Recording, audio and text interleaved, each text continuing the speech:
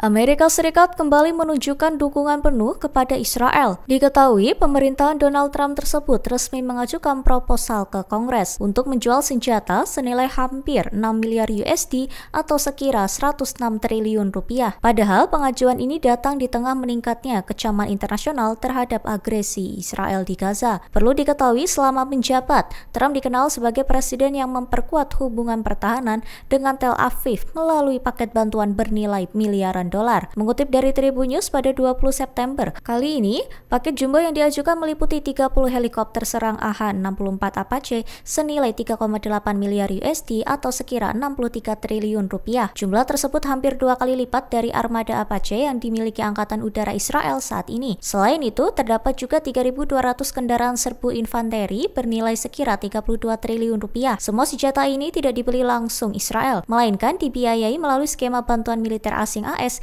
yang berasal dari pajak rakyat Amerika. Pengiriman fisik peralatan tempur ini diperkirakan berlangsung dalam 2 hingga 3 tahun mendatang. Sebelumnya, Pentagon mengonfirmasi bahwa Amerika Serikat melancarkan operasi besar-besaran terhadap 3 fasilitas nuklir Iran pada malam 21 Juni 2025.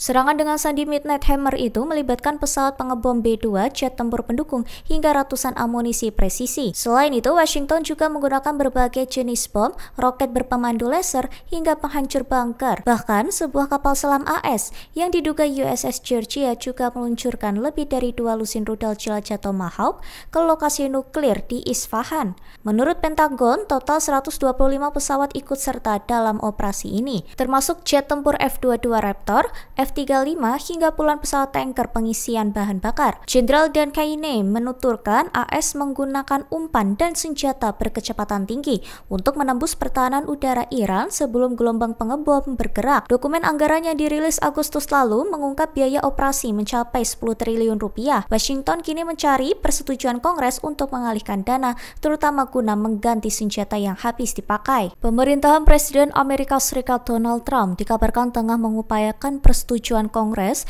untuk kesepakatan penjualan senjata senilai 6 miliar USD atau sekira 106 triliun rupiah. Mengutip dari Al-Mayadin, paket persenjataan itu mencakup paket jumbo yang diajukan meliputi 30 helikopter serang AH-64 Apache senilai 3,8 miliar USD atau sekira 63 triliun rupiah. Selain itu, terdapat juga 3.200 kendaraan serbu infanteri bernilai sekira 32 triliun rupiah. Kesepakatan ini memicu sorotan karena terjadi di tengah genosida Israel di Gaza yang telah menewaskan lebih dari 65.000 warga Palestina, mayoritas perempuan dan anak-anak. Washington disebut tetap memberi dukungan tanpa syarat terhadap Israel, baik secara militer maupun diplomatik. Pada saat bersamaan, Dewan Keamanan PBB pada 18 September gagal mengesahkan rancangan resolusi gencatan senjata di Gaza. AS menggunakan hak vetonya dengan alasan resolusi tidak menyebut Hamas sebagai pihak yang harus dikutuk serta tidak mengakui klaim Israel atas hak membela diri. Sumber diplomatik menyebut ini adalah ke-6 kalinya AS menghalangi resolusi terkait Gaza dalam hampir 2 tahun terakhir.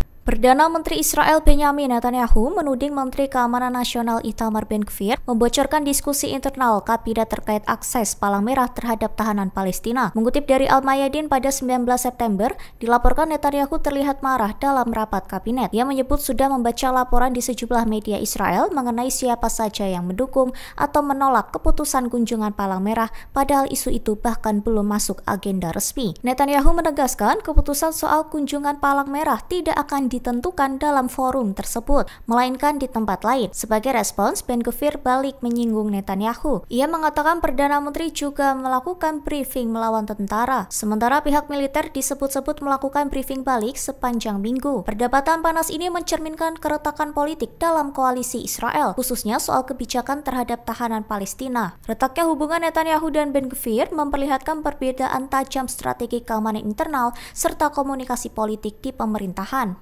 Sekretaris Jenderal Hizbullah Said Naim Qassem kembali menegaskan keteguhan perlawanan dalam pidato mengenang setahun kemartiran pasukan Radwan. Melalui acara tersebut, Qassem memberi penghormatan kepada Komandan Martir, Ibrahim Aqil dan rekan-rekannya. Ia meminta masyarakat serta pemerintah di kawasan untuk menyadari ancaman eksistensial dari Israel yang terus menekan kedaulatan regional. Mengutip dari Al-Mayadin pada 19 September 2025, melalui pidatonya, Qassem juga memperingatkan situasi situasi politik kawasan yang disebutnya berada di titik sangat berbahaya. Ia menuduh Israel sebagai proyek kolonial Barat yang didukung penuh oleh Amerika Serikat dengan tujuan menghalangi kemerdekaan regional. Ia menyebut Israel telah mencapai tingkat pelanggaran hukum yang belum pernah terjadi sebelumnya. Menurutnya, genosida kini dijadikan jalan utama setelah upaya perang lunak melalui sanksi gagal membawa kemenangan cepat bagi Israel dan sekutunya. Download Tribun X sekarang, menghadirkan lokal menjadi Indonesia.